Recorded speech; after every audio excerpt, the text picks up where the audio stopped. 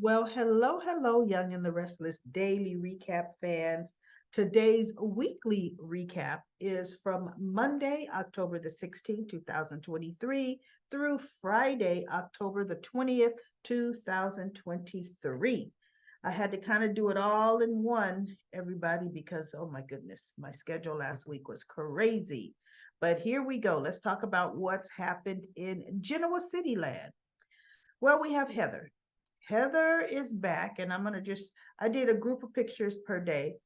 Heather's back. She is getting ready to go back to Lisbon to pack up some stuff, her and Lucy, so they can come back to Genoa City. They're having a lunch or actually a breakfast kind of at Society. And Daniel said that he was going to get out of the GCAC and he's looking for an apartment. He might buy or he may lease. And Heather says, "Oh, well, good." He goes, "You know what? A hotel is not a place for Lucy, and I want her to have her own room." And I'm thinking, good, finally. Realistically, she does need a place, a room. He goes, because she, I guess, likes a lot of stuffed animals. And he goes, this way she'll have a place, to put her stuffed animals at my place. And so what Heather says, look, I know you're getting her schooling set, going to get all that taken care of. But if you don't mind, if you run across an apartment, please let me know. And he goes, well, sure. I will look for an apartment for you as well. So that's going to be, interesting. I bet you they're going to end up living very, very close together, which is fine. You got a daughter going back and forth, you know, so whatever. At least Daniel is making steps in the right direction. So Lily comes in and Lily sits down like, hey, oh, Heather, so have you decided you're moving back for sure? She goes, yes, she is. She goes, oh, great. She goes, I'm just leaving right now to go to the airport, back to Lisbon to pack up Lucy and some of our stuff and come here. And so Lily says that, well, how would that affect, the practice where you're at? She goes, no, that was open ended. She goes, I did not sign a long term contract with that firm, especially going someplace internationally. She goes, you don't know how you're going to even like it there. And Lily said, well, that was smart. And so Heather said, if you have something in your legal department, I please consider me. And Daniel said, wow, yeah, um, I'm sure that Lily would look at that. And Lily looks and she goes, you would go from litigation to, corporate contract law? And she goes, I would welcome the change. I would welcome the change to go to contract law. So Lily says, you know what? Yes, I can check to see what openings, if any, that we have. Now, my whole thing is, y'all never really replaced Amanda St. Clair. Okay. So that could be a great place for Heather, um, working there because Amanda did a whole lot. She really, really did. And actually, Heather would fill that void because Amanda was getting a lot of work too, right? So, anyway, we shall see where that's going to go. So, Adam has to go to Sally's door. Sally, give me 5 minutes. That took 20. Give me 5 minutes. Well, look, I'm going to open the door. You don't even need to come in. All I'm giving you is 5 minutes, right? So, Sally's in her dramatics. You ruin everything. Nick and I are through. And you always complicate everything. When I think my life is going on track, you have to ruin it. And I'm thinking, Sally, come on. And he's like, why would Nick end a relationship over a kiss? And I told him it was my fault. So I thought, well, let's think about that, Adam. It's not just over a kiss. It's over your brother took your girlfriend. Your brother was with your girlfriend for months. And then you go and sleep with your girlfriend. She sleeps with you. You sleep with her, right? And then guess what? She gets pregnant and it's yours. Then you guys go back and forth with how much input you're going to have, and you're going to be at the doctor's appointments and blah, blah, blah. And then, unfortunately, you two lose your baby. Then she hates you, you crying, you begging for forgiveness and everything else. And then you both heal together. And then now, every time he turns around, you two are together, whether it's the coffee house, society, her room, your apartment, right? He goes out of town, and what do? You kiss her. Now, mind you, she's the one invited you to dinner. She was the one drinking with you. But so it wasn't just one kiss that brought all that on. So yeah, Nick can end it over that. But you know what? It's Nick's fault. Nick called himself taking Sally from you. So Nick got what he deserved, as far as I'm concerned. Oh, but Sally's like, he goes, but Sally, it was just a kiss and it meant nothing. That's the problem. He feels that it meant something to me. And the problem is, I can't get you out of my system. There she goes. And he looks at her like, wait, what? No, I don't want to see you. It's done. No. Ugh. The same old thing with them. She's free now. But what's she going to do? She's going to push him away. Push him away. Then he'll get involved with Amanda Sinclair. Not Amanda Sinclair. What's her name? Nikki's new assistant. Grace. Somebody Grace. Claire Grace? I think it's Claire Grace, right? And then Sally will run around, Adam. Adam, you want to have lunch? Adam, want to have dinner? See, it's no, I don't even care about Adam and Sally, because it's always a back and forth, mixed signal with both of them. And now, look, now it's no difference, right? So Claire Grace, Nikki's assistant, she meets Victoria for the first time. And boy, is she gushing. I have read all about you. Oh my goodness, I did a paper on you in college. You're brass and sassy. What a great idea. And I'm thinking the thing crashed and burned, right? Brash and sassy crashed and burned. Just all your accomplishments. Oh my goodness. And so she goes, oh, I'm gushing too much. Oh, I'm sorry. And Victoria's looking like, yes, nice to meet you too, but get out of here. I need to talk to my mother. Because Victoria was still on the something's wrong with dad stage. That woman did no work the whole day. No, just spent time sitting around in coffee houses of society trying to beg Nick, and then disagreeing with Nate. And then she just did smashing pictures. Now nobody knows she did that. How's that gonna just be dusted over everybody's heads, right? And so Nikki is talking to her, and they leave it at that, because it goes, Mom, you have to agree the same thing. Something's wrong with him. He is not himself. And I know I can't. So whatever, Victoria. Now that was Monday. Now on Tuesday had some interesting dynamics. We have Audra on Tuesday was hitting the sheets with Kyle, trying to butter him up, telling him, I'm gonna have a proposition for you later. And your first instinct is going to be to say no. But promise me you won't say no. You'll think about it. He's like, what proposition? What proposition could you be talking to? Oh, we'll get to that later. Because she's like, I got to soften you up. Let's go for round 2 in the sack, right? Which they do. Oh, she's just buttering him up. And then he's like, okay, so what is this proposition? And she tells him, oh, your father doesn't appreciate you. You're not getting what you deserve at Jabot. And I want you to join forces, align yourself with me and Tucker.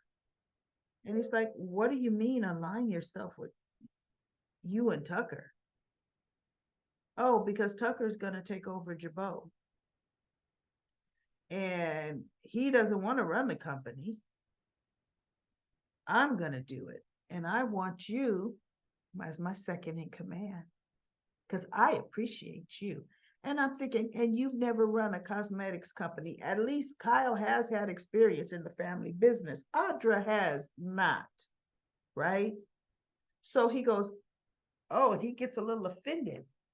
And he goes, what makes you think I would betray my family like that? My mother and my father. And she goes, they don't appreciate you.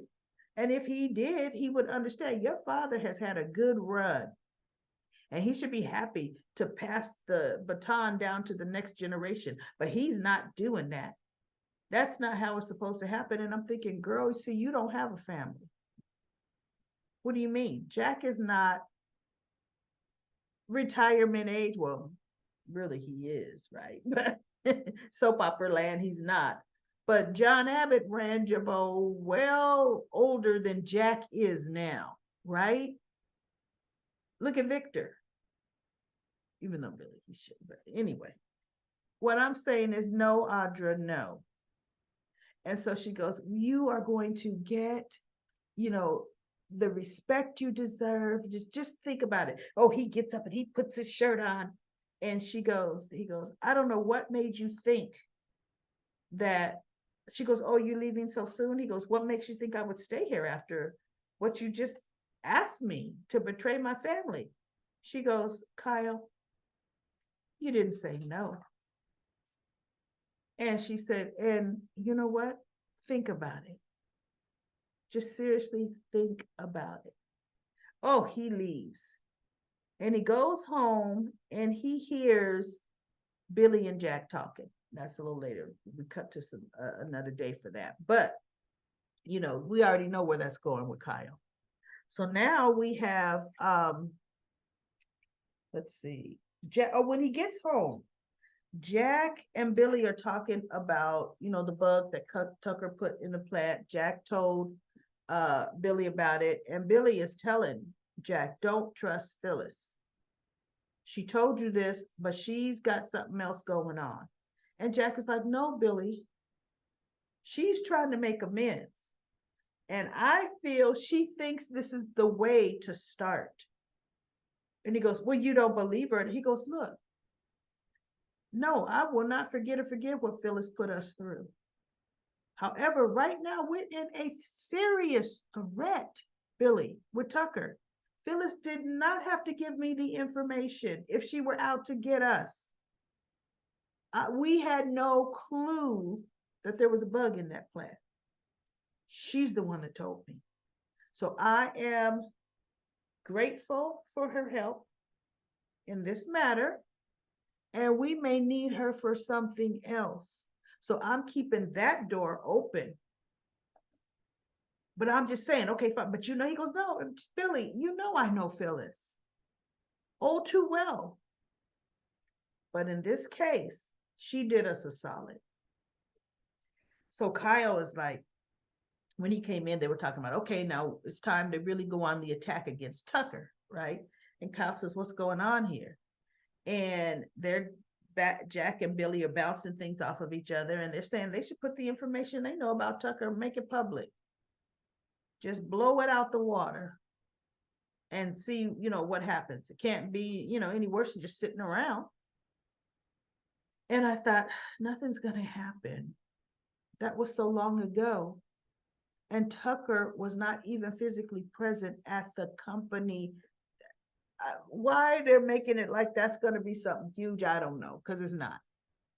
So anyway, Kyle is seeing just how close Billy and Jack are. So he says something snarky and he leaves.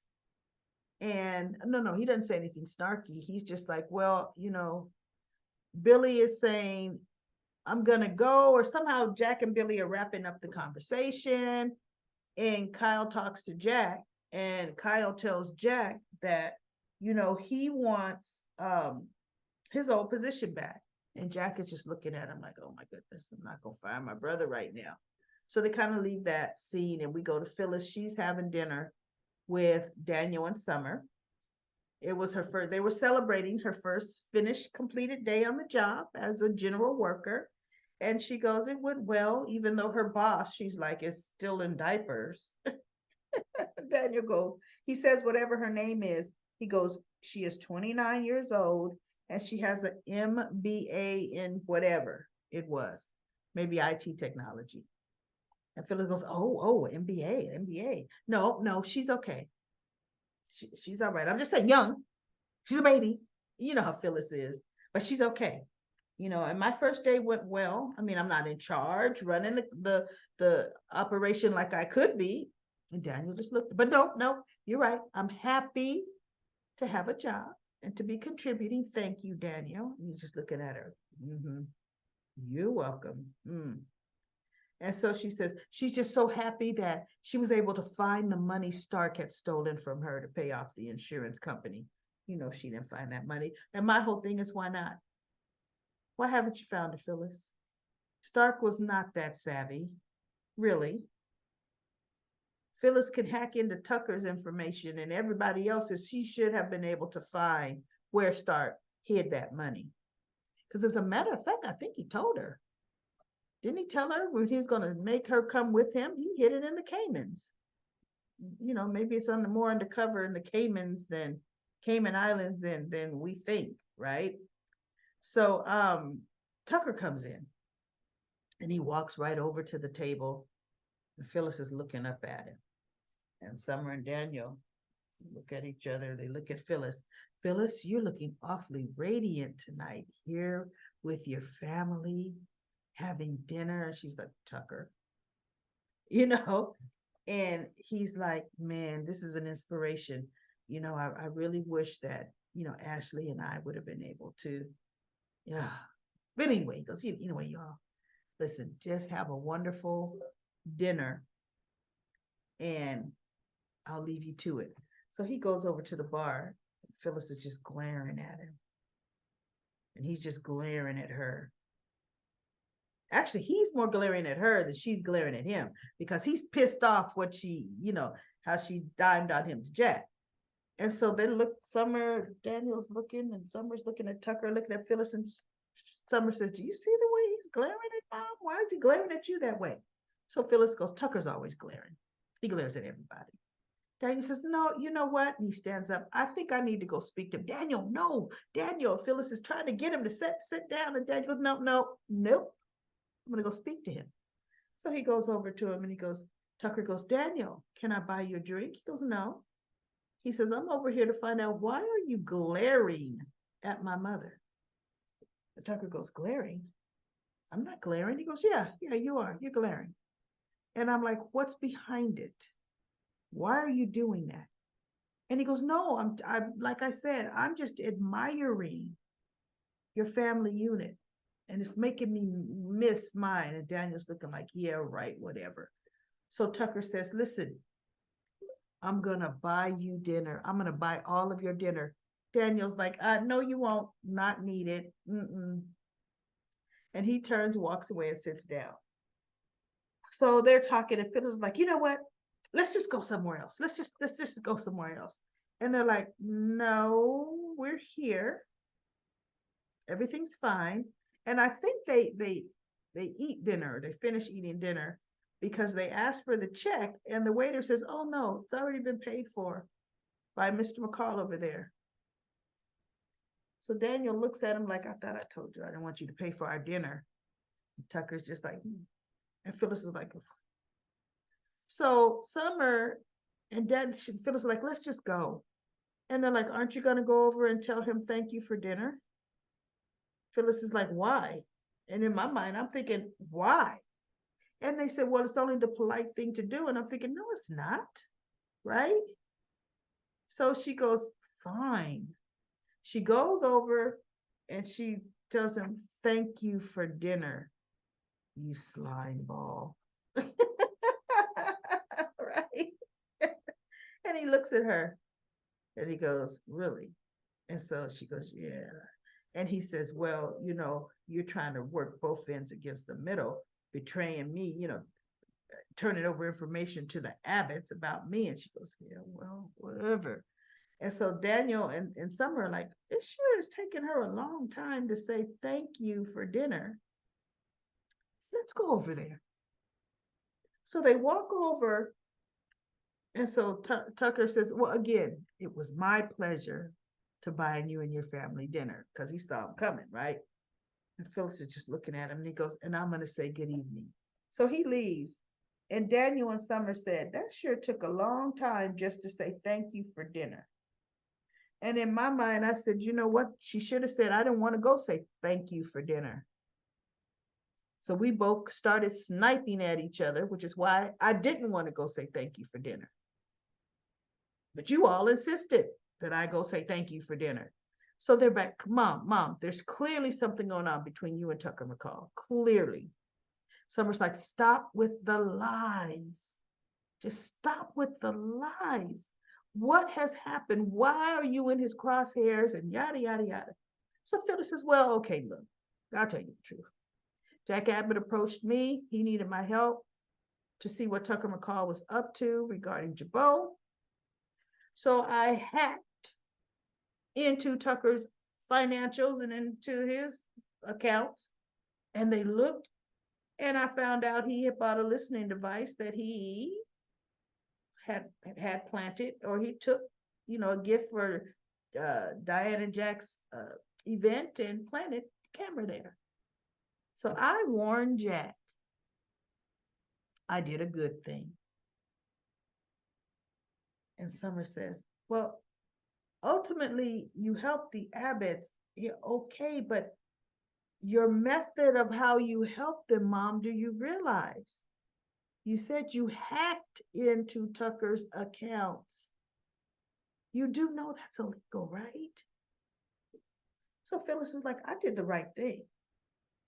And Daniel said, Mom,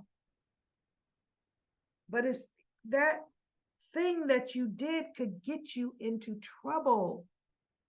That's what I'm trying to get you to see. Whether she goes, but I was helping the Abbotts. He goes, no, Mom, you're missing it. Yes.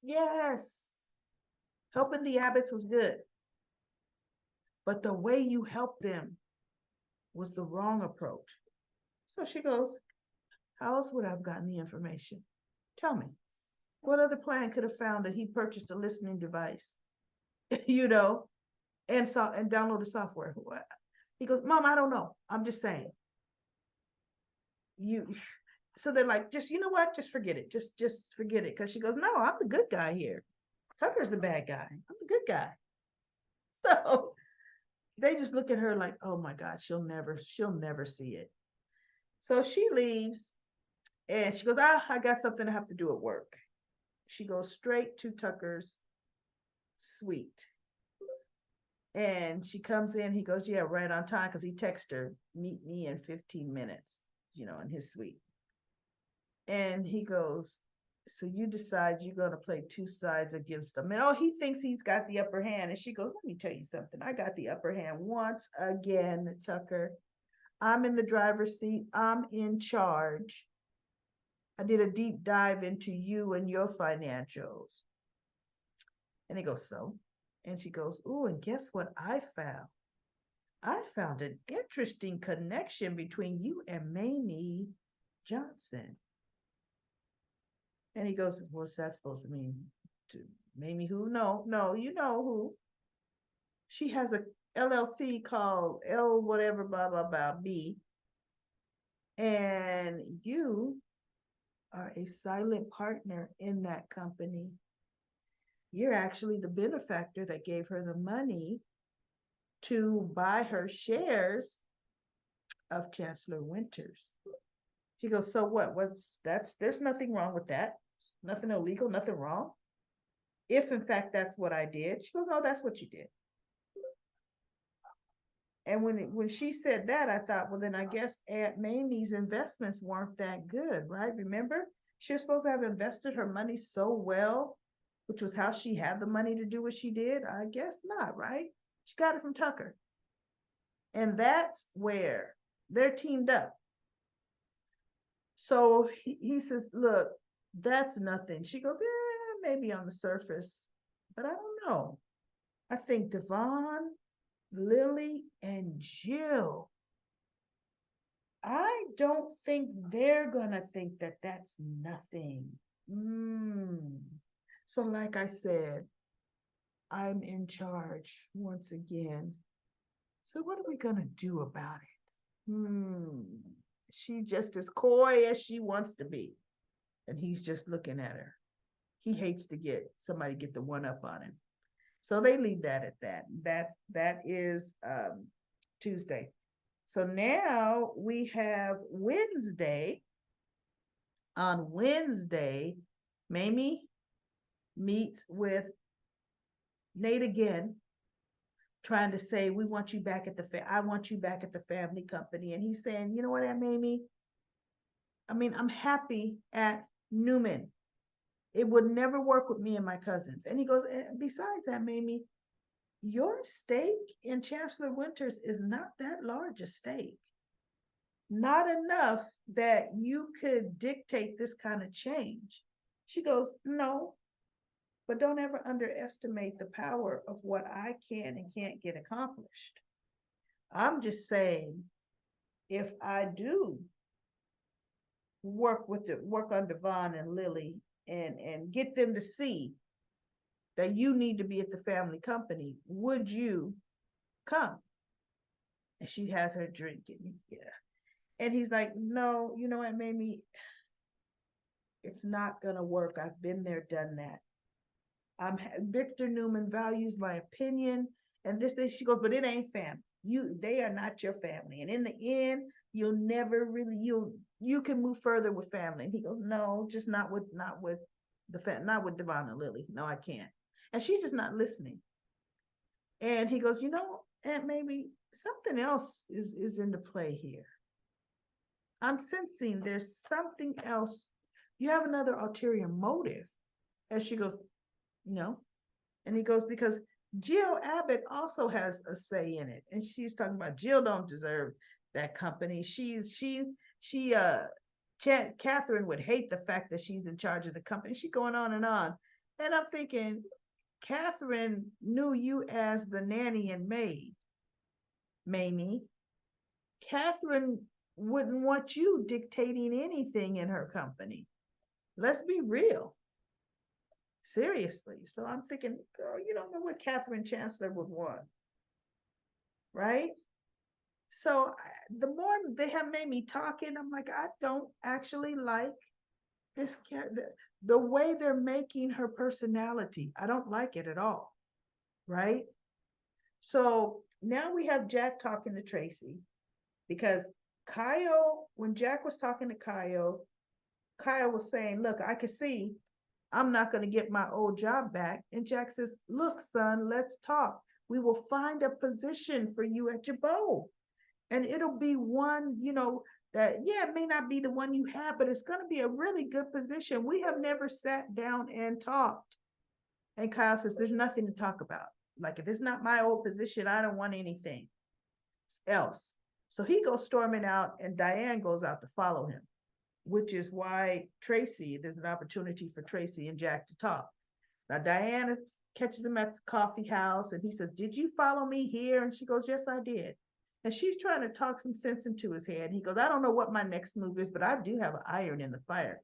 And he's talking about what Audra said. And she goes, "Oh, really? What is it?" He goes, "It's not set yet. So no, I'm not going to say anything about it."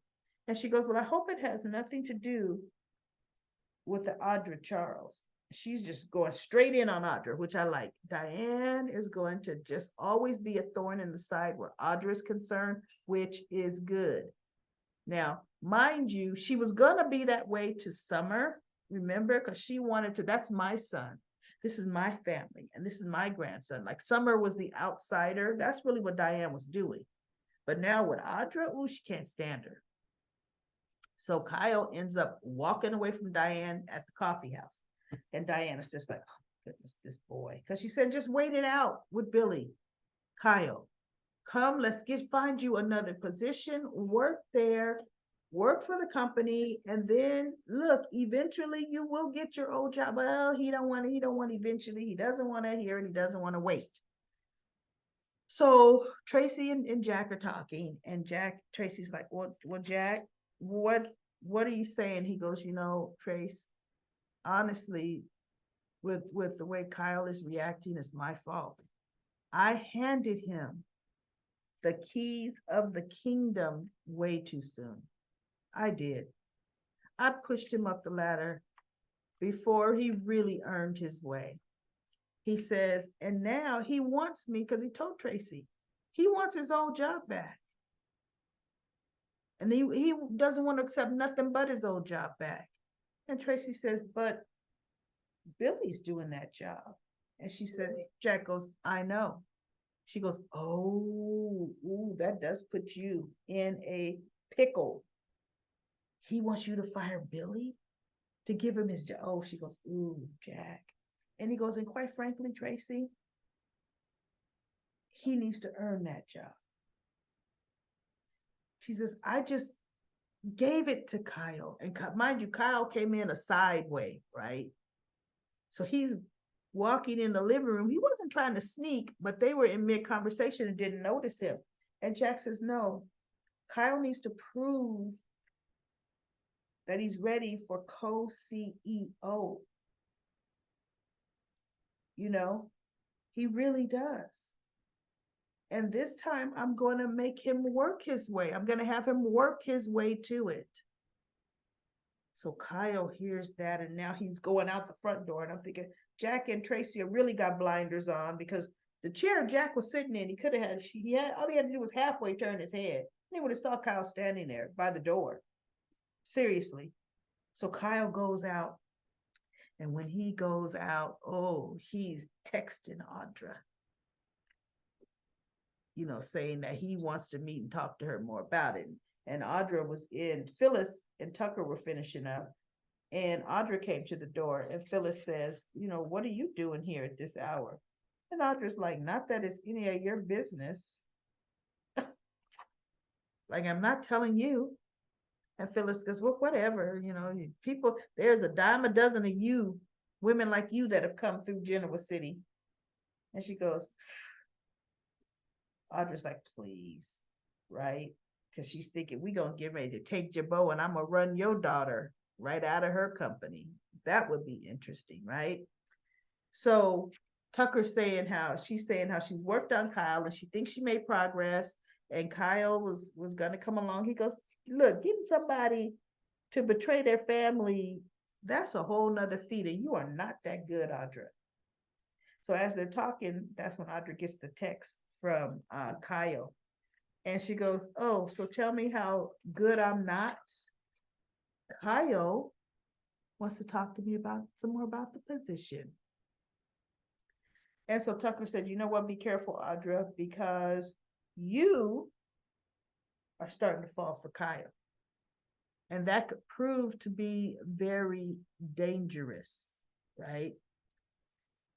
So now let's go to Thursday. Thursday, Victor has put his little plan still into work. He comes into society. Adam's sitting there having breakfast, multitasking, working on Nate's email.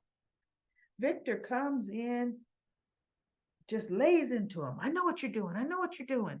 And Adam's like, multitasking. I'm having breakfast, working on Nate's email. See, I can multitask. And Victor says, no, I'm onto you. And Adam's like, onto what? So Victor says, you know, something, he's babbling on, and he ends up saying, you work for me, and you're fired.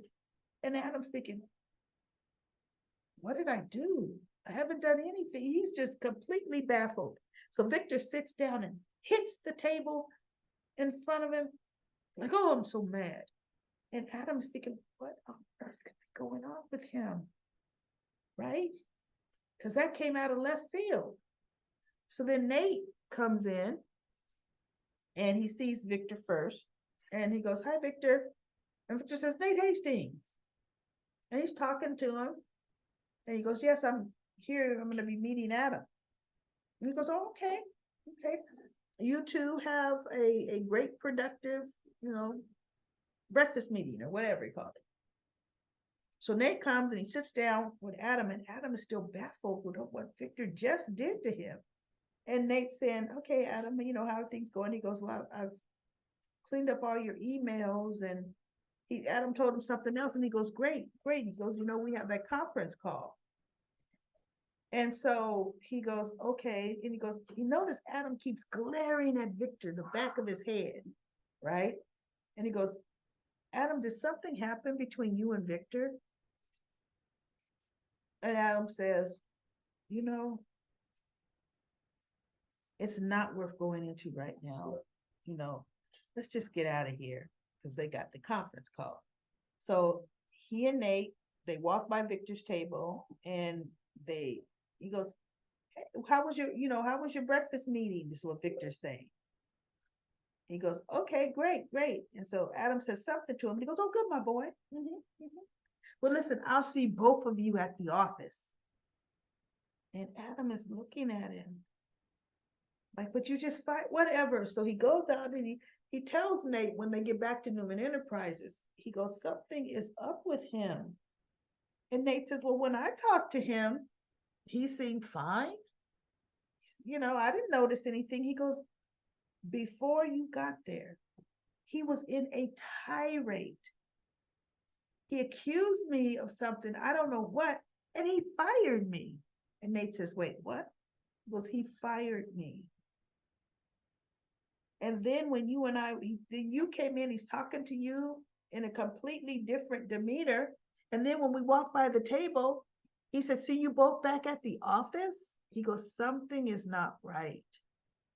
And so Nate says, Victoria has had some concerns about his behavior as well. And so Nikki walks up, what concerns? About what? And he goes, well, Adam, there was some behaviors.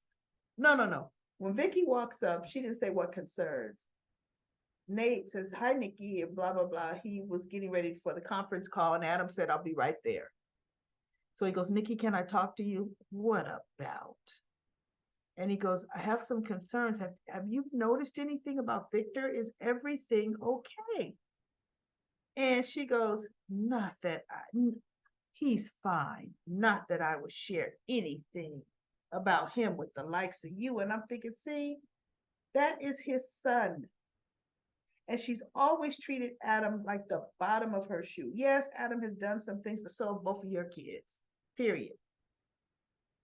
And for you to be evil stepmother just to the core, and so Adam's just almost like, you know what, forget I said anything. Goodness gracious, just whatever, right? So Victor ends up in his office and Nikki comes in. No, Nick goes to meet Victoria and Nikki, and he tells them, no, something's up. And our dad is in bad shape, worse than I ever thought, and it's happening fast. And they're like, what happened?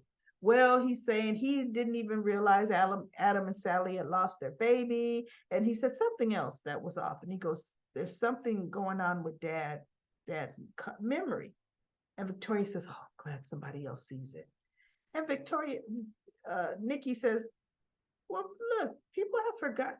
Look, that's happened to me too. Senior moments, she's trying to like placate, not let it go too far. And Nick is like, no, something else. And then at the end of his conversation, he asked me back to Newman Enterprises. And so Nikki says, well, that would be a good thing. And Victoria says, yeah, I hope you'll consider it. He goes, I don't know. I have to think. And I'm thinking, oh my God, Nick's getting ready to come back. What about Sharon? And I don't understand Victor's end game. You get the family back the way you conceived that you wanted, and they find out you tricked them. You think Nick would stay? Nick wouldn't let the door hit him. He'd be out, gone, right? So Danny and Phyllis, they're having more and more conversations. Danny is deciding he's going to stay in town. He's going to stay in town and for a while. And he's encouraging Phyllis, but she tells them they need to kind of go get out of the restaurant So they end up going to the park, having some fresh fruit, for breakfast at the park before she has to go to lunch. And they're having a good conversation. They're laughing, they're talking with each other, just having a great time. And in my mind, I'm thinking, okay, you guys are getting closer. Christine's getting ready to come back. That's just what I thought. Christine must gonna come back and we're gonna have some kind of little three-way triangle like it was in the past. Why do they always dredge up old stories? So they're just having a great time in the park, right? They're having a great time. And then let me see where it is. Daniel ends up renting the apartment under Lily. I mean, not renting, buying the apartment under Lily. Devon said that, some of his tenants were selling their apartment. And I'm thinking, well, that's not Devon's tenant if they own the place. But anyway, and Daniel bought it. I could tell by the doors that that was in the building that Devon lived in. And Lily liked it.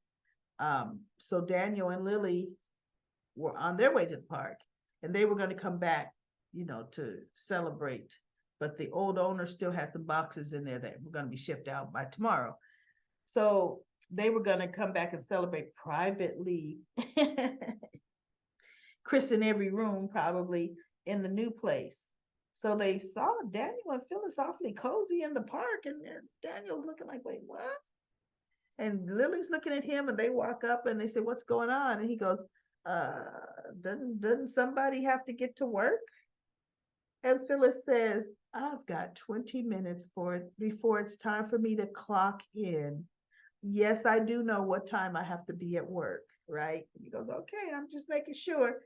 So then he was saying how he just bought a place and they were both happy for him. And Danny says, hey, well, do you think? He says, so when you come to town, this is what Daniel told his father, when you come to town, you have a place to stay. He goes, well, would that count for extended stays? And Daniel said, what? He goes, yeah, I'm going to stay in Genoa City for a little while longer. He says, and I would love to get out of the GCAC. And Daniel said, well, okay, yeah, right? And Phyllis says, well, good. You know what? We can have a housewarming. And Daniel says, long as it's not tonight. Look, him and Lily got plans. Long as it's not tonight, sure. So Phyllis says, okay, then we'll arrange it. We'll arrange it, right? Well, Thursday ends up with Nikki. No, she goes in to talk to Victor. And she tells Victor, let me see,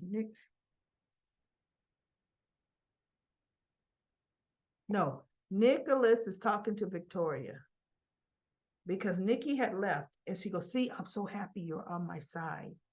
And he goes, Vic, no, something is wrong with our father. That's the side I'm on. I'm on our father's side. And she goes, no, Nicholas, me too. And he goes, I will not be behind you in using this as some sort of way of getting your position back at Newman Enterprises, Vic. I am not about to do that. That's not my, and I'm thinking, girl, your nose is already grown 10 feet long. Everybody sees you a mile coming with trying to get that position back from your father. You could taste it. Saying, I would never do. Yes, you would. And you're trying to do it right this second. Right? So, so Nikki does tell them about, Victor about the worries. And that they think he's confused. And he goes, I'm not confused. I know just what I'm doing. There's a traitor amongst them, my children, and I'm gonna find out which one it is. So that's how Thursday ends. Now Friday's episode was just a so episode, blah blah blah. It was Jill talking to Devon and Lily, trying to fight. She tried to dig up stuff on Mamie and there was nothing for her to dig up, but I know Mamie Johnson. There is something. And I'm thinking, girl, you were just jealous of Mamie. She didn't really know Mamie. But there is something. And then we have, for the first time, we get to see Tucker and Mamie together. He's in her room. And he says, yeah, it's time for us to, kind of touch bases and everything. And Mamie goes, why? You keep up to your end of the deal. How's it going with you getting rid of Jill? And he goes, well, that's going to take time. I've got other things I'm working on too. And she goes, well, then I'm working on my end of the deal. And he goes, Nate Hastings was not a part of the deal. I don't like him, and I don't want him at Chancellor-Winters. And then they have maybe,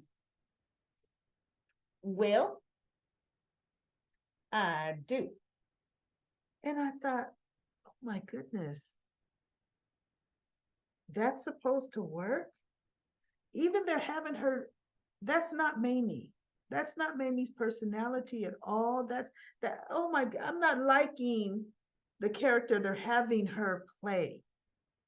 This is not anything shrewd, anything that's going to work. She's not convincing at all with what she's saying or doing. So she goes, you just let me handle my family and you keep up with your end of the deal, which is Jill, getting rid of Jill. And I'm thinking, oh my goodness, there we go. There we go. So Nate comes in and he gives Victor a report on Adam because he's trying to fill Victor out. Because Adam said Victor fired him, right? And so Victor goes, good, good. Glad to hear everything is going this well. And he goes, Victor, I'm really surprised, but he honestly is going above and beyond. So now Nikki comes in. Nate's late, he's gone. And Nikki says, okay. Now Nicholas came in and he talked to me and Victoria. They're both very concerned. She goes, and Victor, I'm concerned too. Is this all a part of your plan, or are you really having some type of problem? Right? And he goes, what are you talking about? She goes, all the contradictions that are happening, Victor. And he goes, look, I know exactly what I'm doing. Okay? I'm telling you, one of my children is going to stab me in the back, and I am going to find out who. And she goes, well, I'm concerned because, see, I'm starting to notice a pattern you're developing against our children. She goes, Adam, yes, of course. And I'm thinking, see, but not Nick and Victoria. So she goes, I don't like it. It is very cruel what you're doing to them. And I don't know if I could stand by and watch it happen. And he just looked at her. And I'm thinking, uh-oh, is Nikki gonna give him up? Because, yeah, she knows he's okay. And her kids are all worried. Victoria's salivating at the mouth.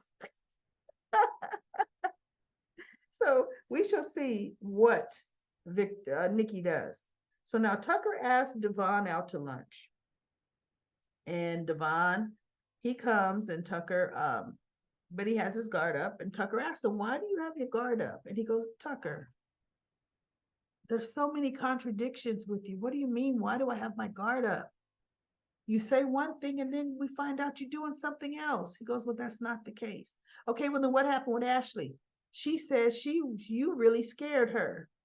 He goes, I didn't scare Ashley. He goes, yeah, we had a fight. We had a disagreement. He goes, but I didn't scare Ashley. Right? He goes, that's just that version of it. And so Devon says, well, okay, you know what? I'm not saying. He goes, but that's what Ashley told Abby, and Abby believes her mother.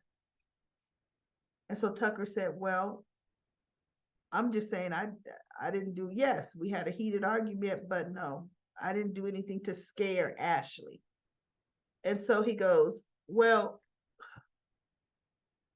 Ashley didn't want to give up her family to have a company with you. Can't you understand, Tucker, that not everybody wants to walk away from their family? And since Ashley's family meant that much, to you.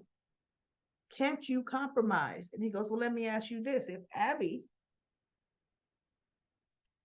wanted you to do something or whatever it was, what would you do? He goes, I would give the mother of my child what she wants. I would try to see her side. And if at all possible, I would give her what she wants. And so Tucker thought, well, he goes, well, maybe I could take a lesson from you. So Tucker calls Ashley again and or text her. Ashley, can we please talk? Can we? And she just replied back, no. And he was just threw his phone or threw a glass against the upstairs. He was in his room against the wall and broke it. We have Jill calling Victor, asking Victor about Mamie. And Victor's like, it was just a business deal. She wants to put her family together. Simple as that. Nothing, sinister about it, Jill. She goes, no, there is something, and I know it. Mamie speaks to Lily. She had sent some kind of little flower arrangement, something rather. Lily read the card, and Daniel was with her, and she goes, yeah, this is nice. He goes, but this is very nice from your aunt, great aunt. She goes, but you know what? There's just some weird vibe I'm getting. It just really is, Daniel. I don't know. There's something about her tactics. And she says, I do love great, Aunt Mamie, but she can't just step in here and think the minor stake she bought is going to allow her to pull the strings, in Chancellor-Winters. She just can't believe that. And so she's just saying no. So Mamie talks to Lily. I think Mamie comes to see Lily because I don't really remember if they were in, a restaurant or the jazz lounge.